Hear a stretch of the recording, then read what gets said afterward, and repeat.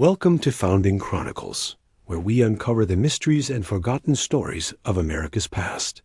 Before we begin, don't forget to like, share, subscribe, and hit the bell icon so you never miss a story. We want to hear from you. Where are you watching from today? Drop it in the comments below. Now let's step back in time to Ohio, 1856, and uncover the eerie case of the Thompson triplets. A mystery that even science can't explain. Ohio, 1856. The air in the small town of Marietta was thick with the scent of wet earth and burning wood.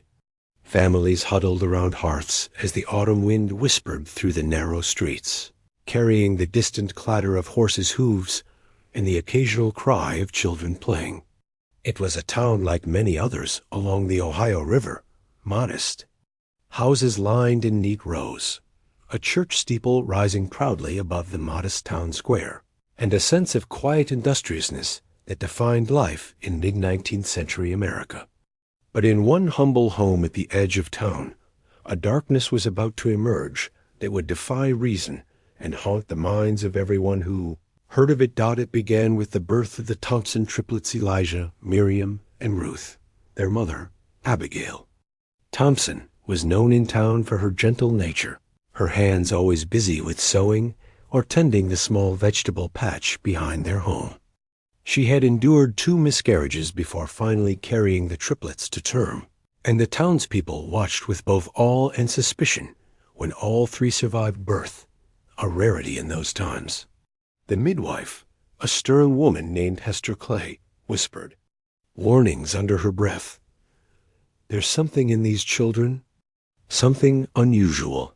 From the very beginning, the triplets were not like other children. Elijah, the eldest by mere minutes, was quiet and observant, with eyes that seemed to pierce into the thoughts of others.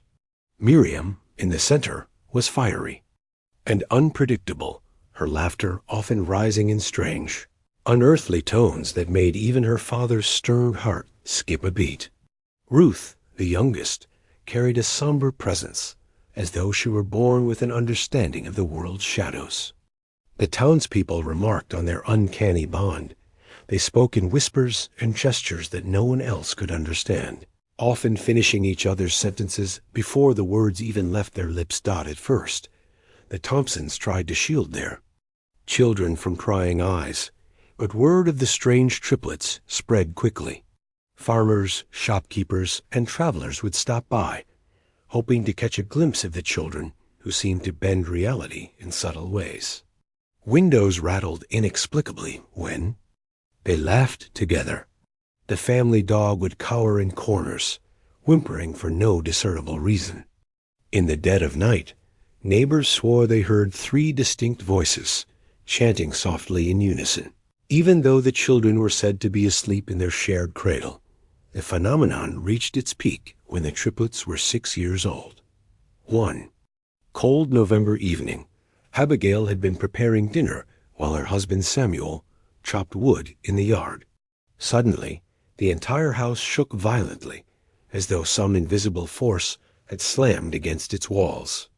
Candles flickered and went out, leaving the room bathed in shadows.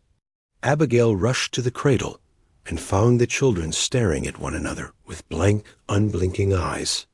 Then, without warning, all 3 began speaking in voices that were not their own voices, older, filled with knowledge of things that no child should know. They spoke of distant places, of secrets hidden in the forests surrounding the town, of events that would not occur for decades. Samuel, a man of simple faith and practical mind, fell to his knees in terror. Abigail screamed for Hester Clay, who arrived moments later, clutching her Bible as though it were a shield. Hester examined the children, muttering prayers, shaking her head. "They are not of this world," she whispered. "God has given them a curse, or perhaps a warning." News of the event spread through Marietta like wildfire. Some townsfolk whispered that the triplets were touched by the devil, others that they were angels sent to deliver messages from God. Scientists of the era limited by the knowledge of the 1850s, were summoned from Cincinnati and Columbus. They observed the children, took notes, tested their responses, and left baffled. Every conventional explanation failed. The triplets shared memories that could not have been experienced, exhibited knowledge of things they could not have learned, and demonstrated an intelligence that defied their age. As years passed, the town's fascination grew into fear. Children refused to play near the Thompson house. Adults crossed the street to avoid eye contact with the triplets. Even Samuel and Abigail, devoted and loving, began to notice that their children were changing, not in body, but in presence. At times, they would vanish from the home for hours, only to reappear with mud-stained clothes, as though they had wandered in places no one else could reach. At night, neighbors reported glowing lights flickering behind the curtains, accompanied by the faint sound of three voices singing in unison, harmonies that chilled the soul. It was during this period that a traveling physician named Dr. Amos Caldwell arrived from Columbus. Unlike the others, he did not come with judgment or superstition. He came with curiosity and a notebook, determined to study the triplets with the tools of science. For weeks, he observed, questioned, and recorded every detail. He measured their growth, tested their reflexes, and asked them questions about their surroundings. Yet the more he investigated, the less he understood. He could find no evidence of deceit or trickery. The triplets' knowledge expanded daily, often anticipating events before they occurred. Dr. Caldwell would later write in his journal, "I have seen prodigies before, but never such as these. They speak as though they have lived lifetimes in mere years. Their minds are mirrors of each other, yet reflect truths I cannot fathom. If this is a gift, it is one I do not dare to name. If a curse, may God protect those around them." By 1856, the story of the Thompson triplets had become the talk of Ohio and beyond. Visitors came from towns and cities miles away, hoping to witness the phenomenon firsthand. Yet the more attention the children received, the more the inexplicable events intensified. Objects moved of their own accord in the house. Livestock fell ill in strange patterns, and eerie figures were sometimes glimpsed near the edges of the property's shadowy forms that disappeared before anyone could approach. It was clear to everyone who observed them that the triplets were no ordinary children. They were a riddle, a puzzle that neither faith nor science could solve. And as the years stretched forward, the question that hung over Marietta like a persistent fog remained. What were the Thompsons' children truly, and what dark or wondrous fate awaited them? As the triplets grew older, the veil of normalcy in Marietta grew ever thinner.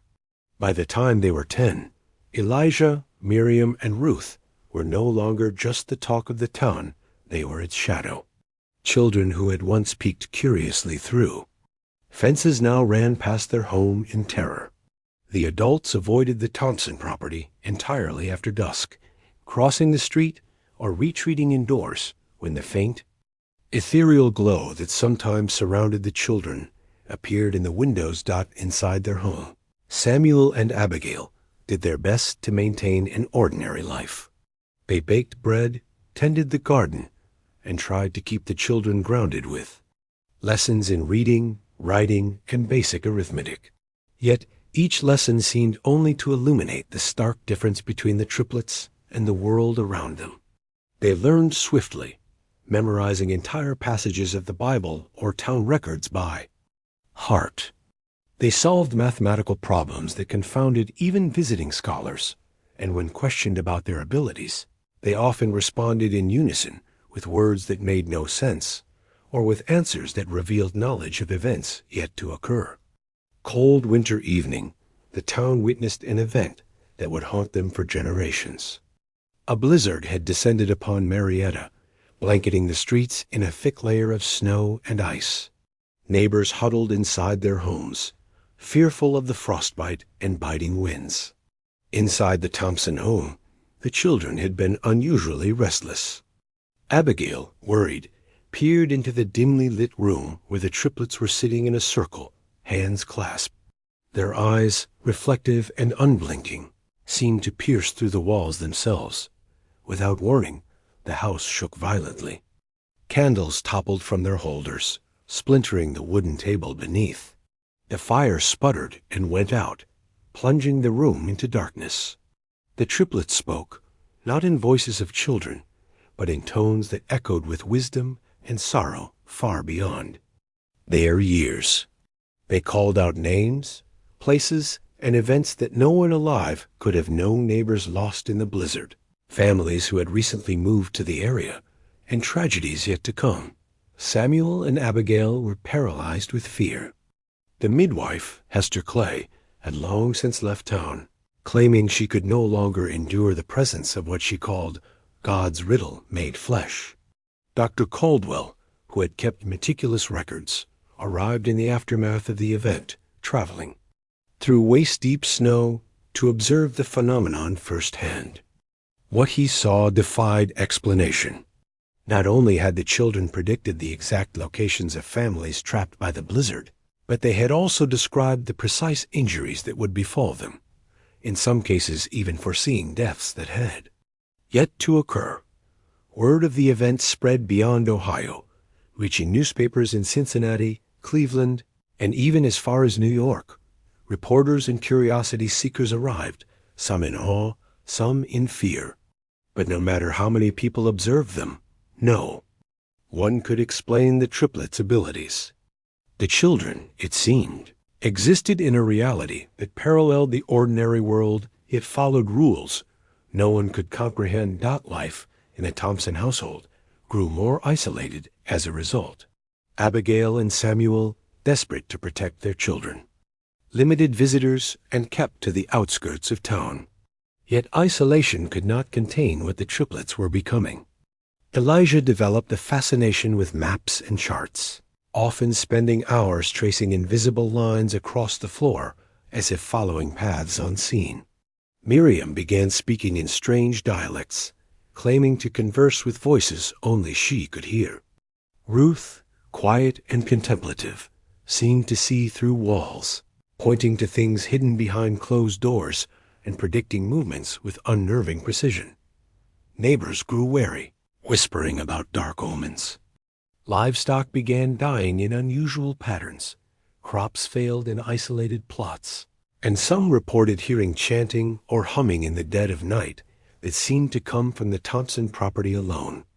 People claimed shadows moved against the light, that reflections in windows did not match the movements of those standing before them. Some even spoke of seeing faint figures hovering near the children, as though unseen companions walked with them constantly. The town's ministers tried to intervene, offering prayers, blessings, and warnings. Some suggested that the children were possessed or cursed.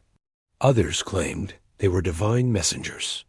Samuel and Abigail, torn between fear and love, refused to let anyone impose upon their home. "They are our children," Abigail would say firmly, "and they are still children, no matter what powers they may hold." Despite their efforts, the children's reputation only grew. Dr. Caldwell, increasingly desperate to find answers, brought in instruments and notebooks, trying to measure the seemingly impossible. He tested their ability to predict weather changes, read minds, and even anticipate the results of dice rolls. Each test confirmed what the town had long suspected. The triplets were beyond the bounds of normal science. By their early teens, the triplets' abilities became even more pronounced and public. During a summer festival in Marietta, an event meant to celebrate the town's harvest, Elijah, Miriam, and Ruth were invited, reluctantly, to perform a demonstration of their talents for curious onlookers. What happened that day would cement their place in the annals of American folklore. On a crowded town square, the triplets were asked to predict the results of a simple game of chance, a coin toss, a roll of dice. One by one, they named outcomes with absolute accuracy. The crowd murmured in disbelief. Then they were asked about personal details, secrets known only to townsfolk. Each child revealed truths with uncanny precision, exposing hidden debts, private romances, and long-forgotten promises. The audience grew uneasy, murmurs turning into fearful whispers. It was when a young boy went missing that panic truly set in. The triplets led a search without hesitation, their hands clasped as they moved silently through the woods. Hours later, the boy was found unharmed, exactly where the children had indicated he would be, though no one else had thought to search that path. Dr. Caldwell, recording every detail, shook his head. "I have no explanation," he admitted aloud, and in doing so, he gave voice to the fear that had begun to gnaw at every adult present. These were no ordinary children, and their abilities were not meant to be understood. From that moment, Marietta's fascination shifted to fear. The children were no longer curiosities, they were omens. Some families left town, unwilling to remain near the Thompson household. Others built fences higher, barred windows, and avoided the Thompsons at all costs. Yet, through it all, the children remained the same, silent observers, guides through mysteries no one could grasp, and mirrors reflecting a reality far stranger than the townspeople could imagine. By the time the Thompson triplets reached their mid-teens, the quiet streets of Marietta had become a tension-filled landscape. What had begun as curiosity and awe had long transformed into fear and superstition. The townspeople rarely passed the Thompson home without a shiver, whispering prayers under their breath as they hurried past the darkened windows. The children themselves seemed to sense the weight of the town's eyes upon them, yet they never wavered, never faltered. Their bond with one another only deepened, as though the world beyond their family had little relevance compared to the unseen reality they inhabited together. Elijah, now 16, had become a figure of quiet authority among the three. His sharp, mind and piercing gaze gave him an air of gravity far beyond his years. He would often pace the floor, tracing invisible lines in the air, murmuring predictions that would come to pass with unsettling accuracy. Miriam, at 15, carried herself with a fiery independence. Her laughter, once sweet and light, had taken on a strange resonance, capable of making those who heard it uneasy. Ruth, 14, remained the silent observer, her pale eyes reflecting knowledge that seemed to belong to another lifetime. Together, they were a perfect, unnerving symmetry, three minds entwined in a way that baffled science and terrified the townspeople. It was during this period that the most inexplicable event of their lives occurred, an event that would cement their story in legend for generations. One sweltering summer night, the triplets vanished. Not for an hour or a day, but for 3 full nights. Abigail and Samuel searched desperately, calling neighbors to help comb the surrounding woods, the riverbanks, and the fields. Horses were saddled, lanterns carried into the darkness, and prayers whispered to the night sky. Yet no trace of the children could be found. Panic gripped the town. Fear turned to anger. Some accused the Thompsons of witchcraft. Others claimed the devil had taken the children as payment for their unnatural gifts. On the 4th night, the triplets returned. They walked calmly through the front gate as though nothing had happened, their clothes muddied, their hair damp, and their eyes carrying a depth of knowledge that left Abigail and Samuel speechless. Neighbors, who had gathered in growing hysteria, stepped back in fear and awe. The children spoke, but not of where they had been. Instead, they described events that had occurred miles away during their absence fires, accidents and encounters that no human could have witnessed. The accuracy of their account stunned all who listened. Dr. Caldwell, who had arrived at the Thompson home after hearing of the disappearance, scribbled frantically in his notebook. His observations bordered on panic. The triplets' experience defied not only explanation, but reality itself. As the years continued, the phenomenon only intensified. Elijah began to make accurate predictions of natural events, storms that would sweep across the Ohio River, floods that would inundate farmlands, and sudden illnesses in the town's livestock. Miriam, meanwhile, developed a talent that bordered on clairvoyance. She could tell when a person was lying, when they were ill, and even when they would experience accidents or misfortune. Ruth, though quieter than her siblings, exhibited an uncanny ability to locate lost objects, missing persons, and sometimes even things that had never existed in anyone's awareness but her own. Together, they were a force that combined intellect, intuition, and something far stranger, an almost supernatural perception of the world around them. The town's fear of the triplets became nearly tangible. Some families abandoned their homes. Shops refused to serve the Thompsons. Children were forbidden from playing near the property. Even the local preacher, Reverend Moore, struggled to reconcile what he witnessed with his faith. One Sunday, he spoke from the pulpit, his voice trembling. God's work is mysterious, but these children, these triplets, they are beyond comprehension. We cannot say whether they are a blessing or a curse, only that they are not as we are. The Thomasons themselves were not immune to fear. They loved their children deeply, yet the strain of raising three extraordinary beings in a town gripped by superstition weighed heavily on them. Abigail often stayed awake long into the night, watching the children sleep, whispering prayers for protection. Samuel, once a man of firm resolve, found himself trembling at the unexplained phenomena that surrounded their home. The children would awaken in the middle of the night, sometimes speaking in voices not their own, sometimes standing at windows, staring at points beyond the horizon, eyes wide with visions that no adult could comprehend. God, it was during one of these nights that Dr. Caldwell made his final and most chilling observation. He had been documenting the triplets for nearly a decade, hoping to understand them through science, but the longer he observed, the more he realized he was witnessing something that could not be quantified. One evening, he entered the children's room and watched them as they sat in a circle, hands clasped, whispering together in low, harmonized tones. Their words were unintelligible, yet every so often they would pause, look toward a corner of the room, and nod as though acknowledging something unseen. Caldwell's pen shook in his hand as he wrote in his journal, "I fear what we are seeing is not merely genius or chance. They inhabit a world beyond ours. If this is a gift, it is one that terrifies me. If it is a curse, may God forgive us for bringing them into the light." The town itself became a shadow of its former self. Curiosity had given way to paranoia.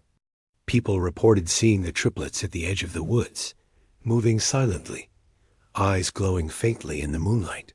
Livestock continued to die in patterns that defied logic.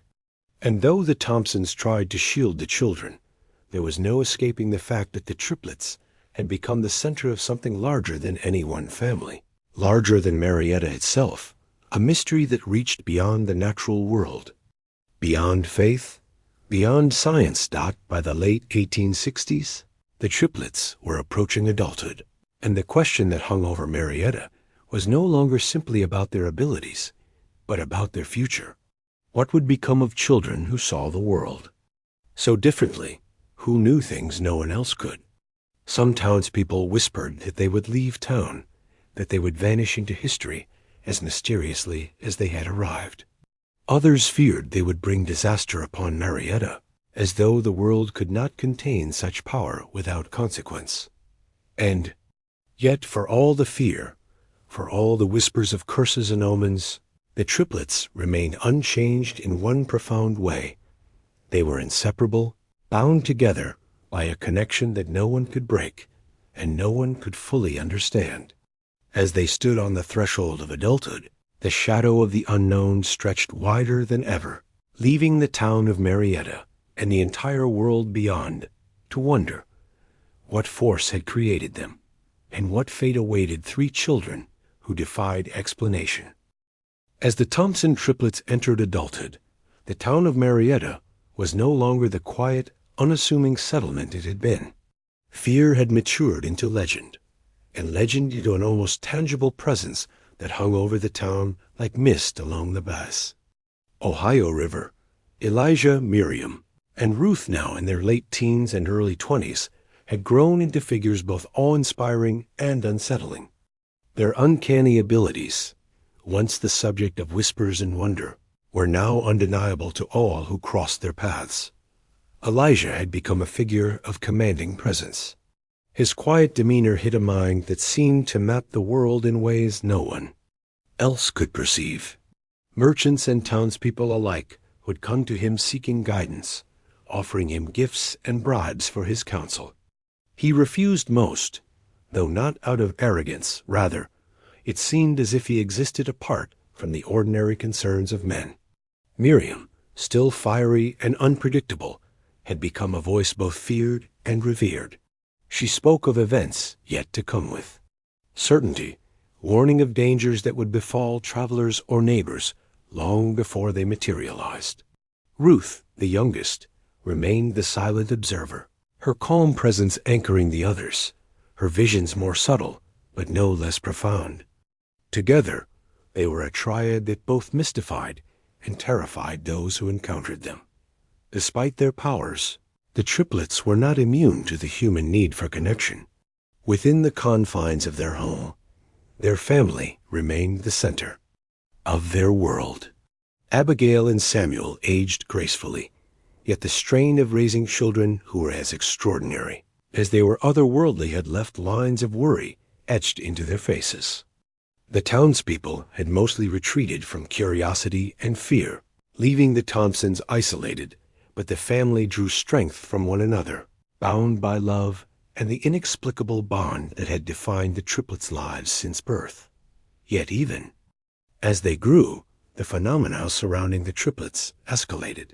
One spring, a series of strange occurrences gripped Marietta.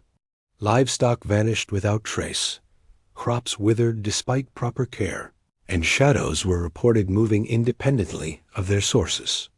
Travelers passing through the town swore they had seen 3 figures wandering the fields at night, their eyes glowing faintly, their movements too synchronized to be coincidental.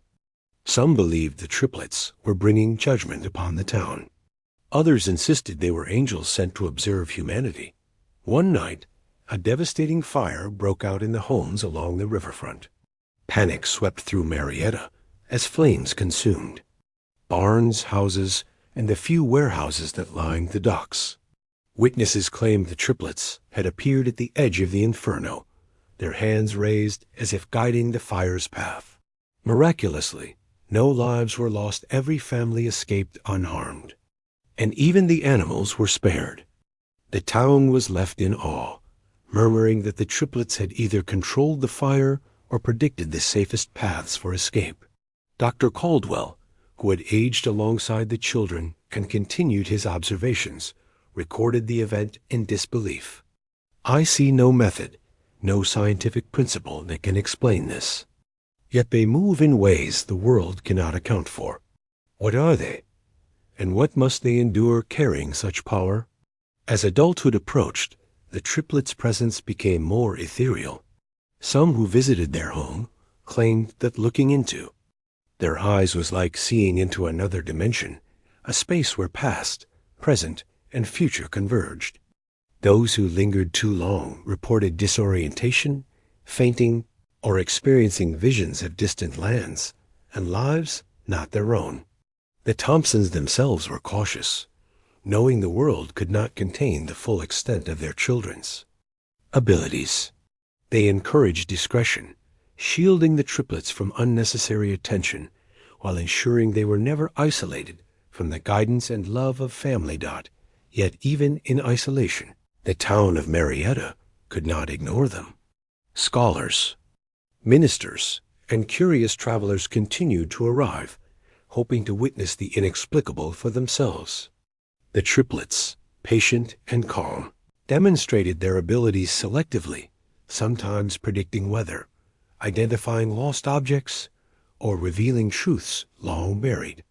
Each demonstration left observers shaken, a mixture of wonder and fear etched into their faces. The local newspapers wrote cautiously of the Ohio Triplets, though few could articulate what they had seen without slipping into speculation and rumor. By the time the Thompsons were elderly, the Triplets had grown into their abilities fully. They spoke of events decades away with the same certainty as one might describe the rising sun. They charted patterns of human behavior, natural events, and mysterious phenomena with an accuracy that left scholars baffled. And yet, they never used their powers for personal gain, beyond ensuring safety for those around them. Their lives were dedicated, in quiet ways, to understanding the world in ways no one else could, a responsibility no ordinary person could. What ultimately became of the Triplets remains shrouded in mystery. Some records suggest they left Marietta in the 1870s, disappearing as silently as they had first manifested their abilities. Others claim they remained in Ohio, guiding events from the shadows, unseen but ever present. In either case, their legend endured. Generations of Marietta residents would tell the tale of the Thompson Triplets' children who defied science, who brought both fear and hope, and who walked a path between the ordinary and the extraordinary that no one could follow. Even today, long after the town has modernized and the original Thompson home has vanished, the story of Elijah, Miriam, and Ruth persists. Historians, folklorists, and amateur investigators pour old records and journals, trying to understand how three children could possess such remarkable abilities. Dr. Caldwell's notebooks, preserved in archives, remain a testament to the mystery. Detailed observations of children who were at once entirely human and yet profoundly other. Ohio, 1856. The year the Triplets were born marked the beginning of a story that has never truly ended. They were, in every sense, a puzzle that no science, no faith, and no imagination could fully solve. Their lives remind us that the world is larger, stranger, and more mysterious than we often allow ourselves to believe. And as the mist rises from the Ohio River on quiet evenings, some swear they can see three figures walking together in the distance, their presence a silent testament to the enduring enigma of the Thompson Triplets.